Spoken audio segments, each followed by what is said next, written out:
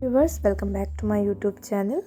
তো এই যে সাজুগুজু করে আমি আর আমার ছেলে টোটোর অপেক্ষা করছিলামই, আর তখনই টোটো এসে দাঁড়িয়ে আছে বাড়ির সামনে। তো টোটোর উপরে চেপে বসলাম। যাচ্ছি মা, আমি, বাবা আর আমার ছেলে। কোথায় গেলাম?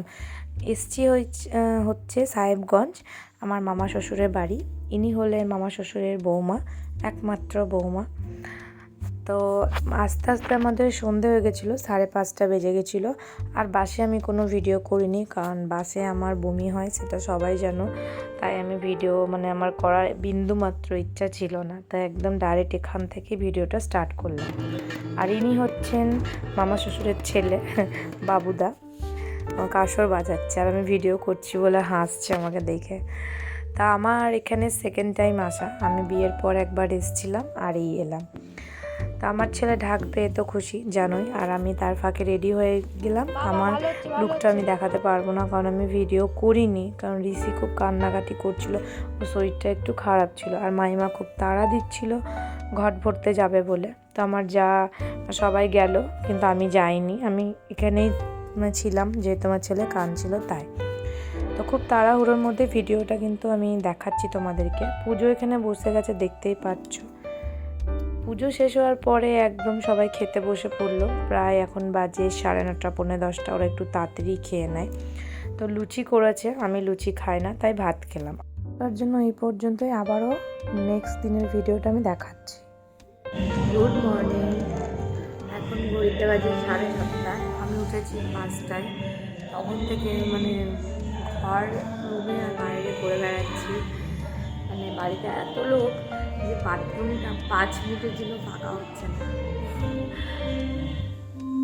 তাই আমার বাসে মুখে বসে থাকতে একটুও ভালো লাগে না।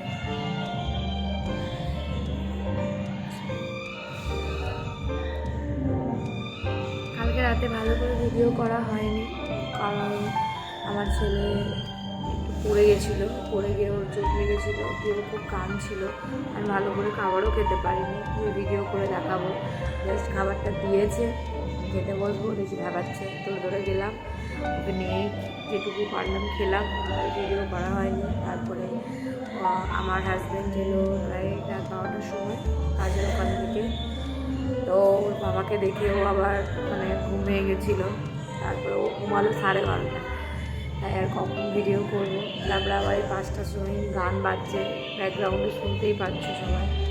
ঘুম ভেঙে গেছে। তারপর থেকে বাথরুমের লাইন চলছে কন্টিনিউ।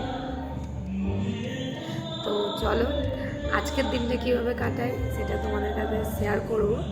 কালকে অত ভালো করে ভিডিও করা হয়নি, কারণ সবাই ব্যস্ত ছিল, আর আমিও কী বলবো, ছেলে নিয়ে ব্যস্ত, ছেলেকে খাওয়ানো, এই হ্যানা ত্যানা, তার জন্য আজকে ভিডিওটা কন্টিনিউ করবো। তো সঙ্গে থাকো, আর ভিডিও স্কিপ না করে লাইক, কমেন্ট, শেয়ার অবশ্যই করবো। ফ্রেশ হয়ে চলে এলাম মুড়ি খাবো বলে। সবাই এখানে মুড়ি খাচ্ছে, আমিও খেয়ে নিলাম। মুড়ি খাওয়ার পরে রেডি হয়ে গেলাম, কারণ দুপুরের খাওয়া দাওয়াতে বাইরে থেকে অনেক লোকজন আসবে, তাই শাড়ি পরেছি। আগের দিন রাতেও শাড়ি পরেছিলাম, ভিডিও করতে পারিনি, কারণ বললাম যে আমার ছেলেটা কান্নাকাটি করছিল, তাই এখন করেছি। এখন করলাম একটু পুজো দিতে যাব বলে, বাবা কাশীনাথের কাছে পুজো দিয়ে এলাম, আমি, আমার ছেলে আর আমার হাজব্যান্ড। এই যে বাবা কাশীনাথের মন্দির, এখানে এসে ও দেখো ওর বাবার সাথে কেমন দৌড়ে দৌড়ে খেলা করছে। শাশুড়ি মা বলে দিয়েছিলেন যে বাবা কাশীনাথের কাছে গিয়ে ছেলেকে যেন গড়াগড়ি দেওয়া হয়। তা আমার ছেলে কিন্তু কোনো মতে শুতে চায় না, সে জোর করে ওকে শোয়াতে হয়। তো দেখো ভিডিওটা, ওকে কীরকম জোর করে শোয়ালাম।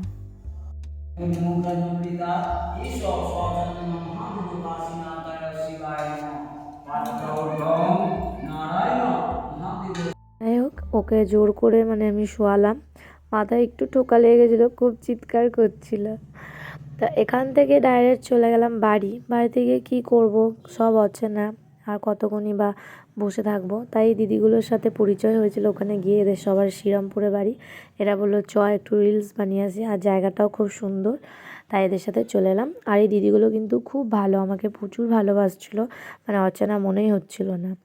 তো এখানে আমি আগে খেতে বসে পড়লাম। ওই দিদিগুলো বললো তুই আগে খেয়ে নে, তো ছোটো ছেলে কাঁদবে। আর তাড়াতাড়ি করেই খাচ্ছি, কারণ আমি ইনকমপ্লিট ভিডিও দেখাতে পারবো না।